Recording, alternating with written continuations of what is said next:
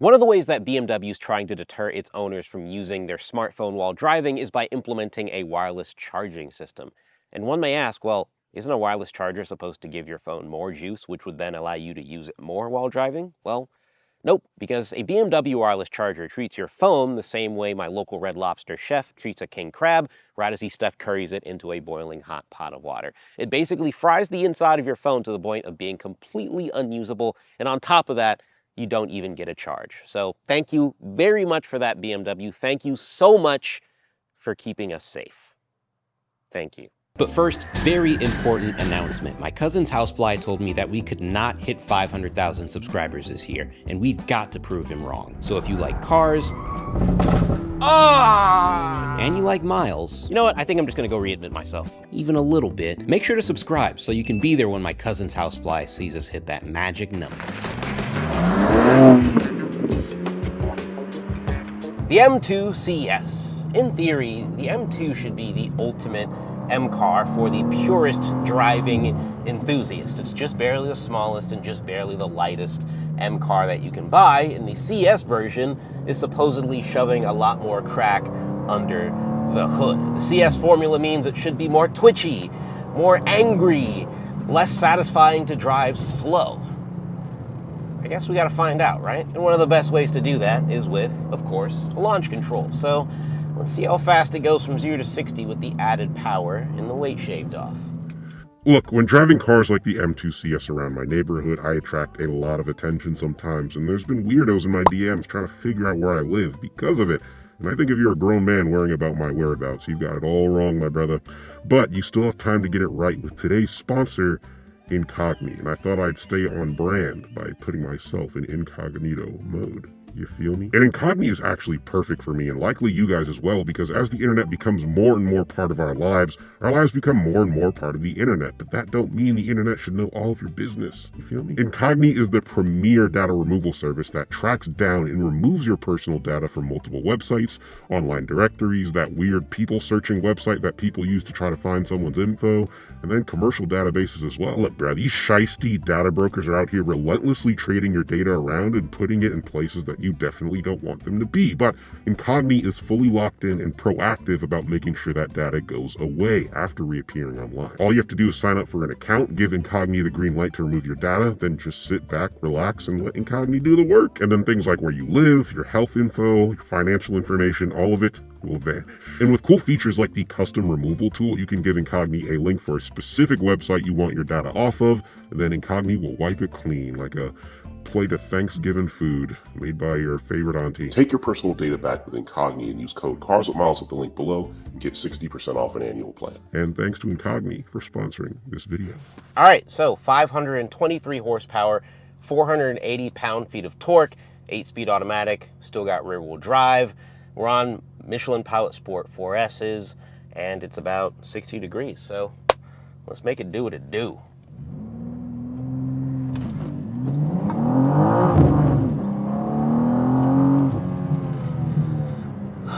.9 seconds. It definitely spun. That was a weird launch. It was pulling power like crazy. So maybe let's try that again. All right, let's run this back.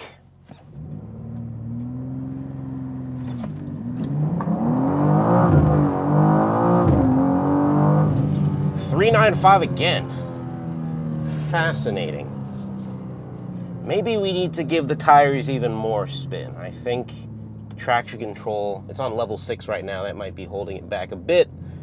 Let's maybe put that on 3, see if 1, I die, and 2, that gives us a better launch. I tried launching this car a bunch the next day, and I consistently got between 3.9 and 4 seconds flat. I think ultimately either there was a user error or it was just cold enough for these summer tires not to grip like I know they can, but at the end of the day, this car is rear-wheel drive. All right, so first things first, the power. 523 horsepower, 480 pound-feet of torque.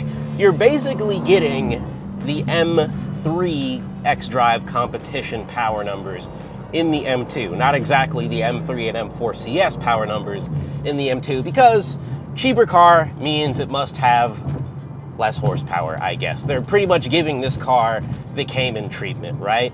even though you theoretically could just tune this car to be just as powerful, for purely maintaining the hierarchy and prestige of the higher end models, you have to make this one slower. But as you'll see right here,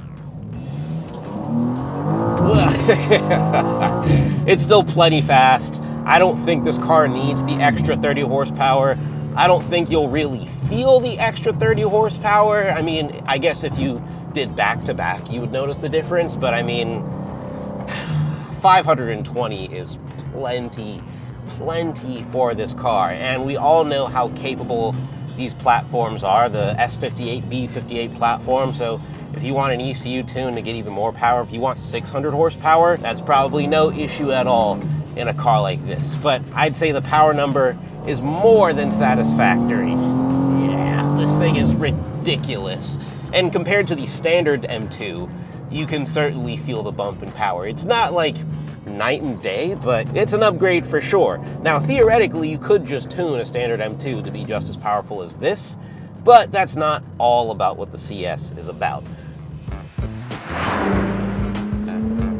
The CS is about handling, finesse, and just kind of like the overall vibe. CS is really about vibes, how it feels, and this just feels like a much angrier, twitchier car than the standard M2. Not quite as insane as the M3 and M4, as maybe some people might expect it to be, but compared to the standard M2, it's a definite attitude adjustment for sure. That's probably the best way to describe it. I'm out here in some new roads I found in New York, and I found that it's very fun and almost a little sketchy at times to take it down these back road mountain twisties. This car has some healthy carbon weight savings courtesy of the carbon ceramic brakes, which are definitely giving you some lightened unsprung mass. And then you also have a carbon trunk.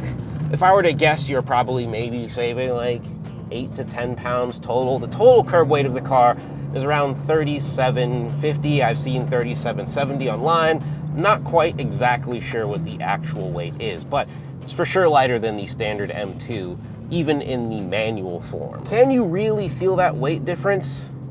I mean, not a ton, if I'm being quite honest. I mean, the M2 did a pretty decent job at masking its weight, and with the combined grip from the widened tire profile, I'd say that you're not gonna really feel that difference in road-going scenarios. On track, I think that's where it'd probably make a pretty big difference. But on the road, it's a pretty negligible weight difference, the same way I'd say the M3 and M4 CS, the weight savings there are also pretty negligible as far as the real-world driving experience is concerned, but they are welcome changes. Just knowing it's lighter, I think, makes me feel a little bit better. And everything here just feels angrier, snappier. The transmission was already really aggressive in its most aggressive setting on the standard M2, but here it feels even more violent, more snappy, more eager to respond and shift. I promise you, the modern day BMW ZF 8-speed is just about there with like some of the best examples of PDK out there, particularly on like a 911 Turbo S. It pretty much leaves zero room for complaints as far as the performance of this transmission goes. But somewhere where you could complain is the fact that BMW isn't offering a manual with this car, which shouldn't be a surprise. This is what they do for the higher end, more performance, more powerful cars. They're not going to give you a manual transmission because they claim that the manual transmission couldn't handle the, 50 extra horsepower or whatever compared to the standard car. That's what they say. Who's to say if that's true or not? I'm not entirely sure. But what I do know is that this car would be pretty fun with a manual. It would be even better with like a good manual, because I don't think BMW's modern manuals for the most part are really that enjoyable to use. I just got back from China, right, where I'm driving all of these crazy luxury electric cars with amazing suspension systems. So the cars all rode like absolute butter. So after getting in this car, after a week of being in these amazing Chinese electric luxury cars with awesome suspension systems, at first I was like, oh, this John's kind of rough. I don't know if I like this. But after a couple of days of kind of like recalibrating my brain and driving a couple of other cars, I was like, you know what, it's actually not that bad, especially if you're just cruising on the freeway.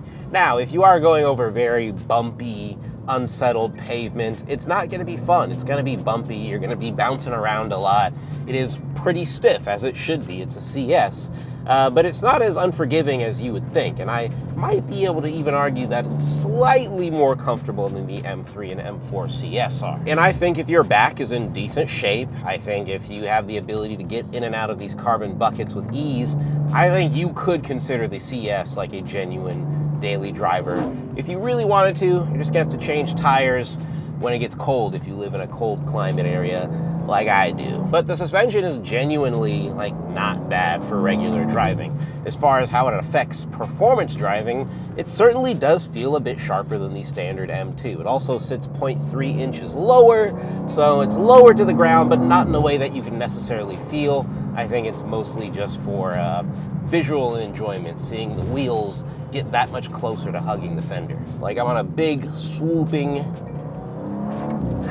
corner right there. Takes it with ease. You can power right out of those corners. Turbo's always ready to be spooled up. The turbo responsiveness certainly feels a tad bit better than what you have in the standard M2. Here comes another sweeper.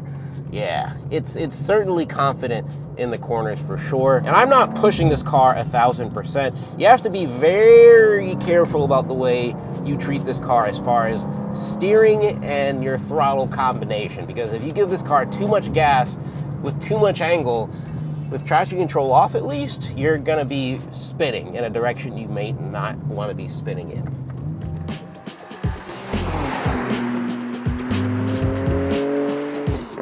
I feel the same way about the steering feel in this car that I do about the R35 GTR. I don't really like it, but I do understand it. The steering feel in this car is not heavily improved from the standard M2, but it certainly feels a little bit better, a little bit more connected and engaged. But generally speaking, it still kind of has the video gamey steering feel that the M3 and M4 and all the other new M cars have. It's just not as good as what you can get from VW offerings from Porsche, Bentley, which albeit are much more expensive products. But even something like CT4V Blackwing still has way better steering feel than the M2, and that's a much cheaper product than this M2 CS is. But when I say I understand it, I understand why BMW does it this way. I think the way they set up their steering feel very much matches the rest of the way this car drives, because this car does have a kind of synthetic feel to the experience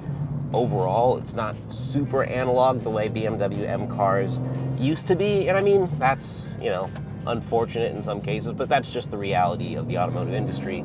Everything is going in this direction. The more I get used to it, the more I get to drive these cars in technical scenarios, I kind of understand why they tune them the way they do. The Germans, they're very logical people. And so they're not going to do things based on the way they make you feel a lot of the time, but they're going to do things in a way that's just kind of objectively good for the tasks they're trying to accomplish.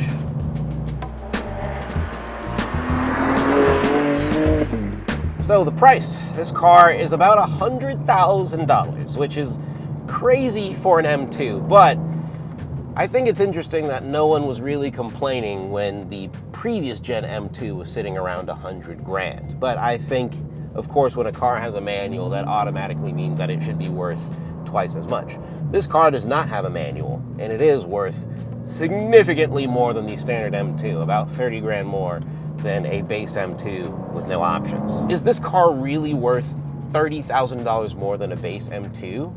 Versus just buying a base M2 and doing all of these mods yourself. ECU tune, intakes, new suspension, exhaust, the carbon bits, which you can all get now, by the way. All of these mods, all of these parts, you can get in either OEM or aftermarket form, which would be even cheaper. So it's definitely possible to make a CS clone yourself, and it would not be that difficult, generally speaking, if you have the funds to do it. I reckon you might be able to walk away with an M2 CS clone and be in about 85, maybe 90 grand total. So doing it yourself, you might save 10 grand versus just buying an M2 CS, which is going to be limited. Of course, you have the clout and prestige of it being a CS car. So you have to ask yourself, how much do you glaze that aspect of BMW? How much do you glaze the CS of it all? And there's fundamentally nothing about the M2 CS that you couldn't achieve in a modified M2. In fact, you could theoretically get a modified M2 to be better than the M2 CS. So all in all, this is a great car. I think it's pretty faultless. Even at 100 grand, it's still much more emotional than like a base 911 992 Carrera, which is more than 100 grand. So as a low 100s, high-end sports car that's teetering on supercar levels of power with some character and emotion and flair, you can kind of consider this a bit of a bargain if you really want to look at it in a girl mathy kind of way. Nah, actually that's boy math. That's not girl math. It's definitely boy math. But if this car did have a manual option, I think that would make it 2 times as desirable to all the BMW lovers and glazers online. It also would be really interesting if BMW made a manual CS car of some kind. If they did that in the not too distant future, that would be interesting to see. Food for thought. That is it for M2 CS. Comment Swagatha if you made it to the end of this video.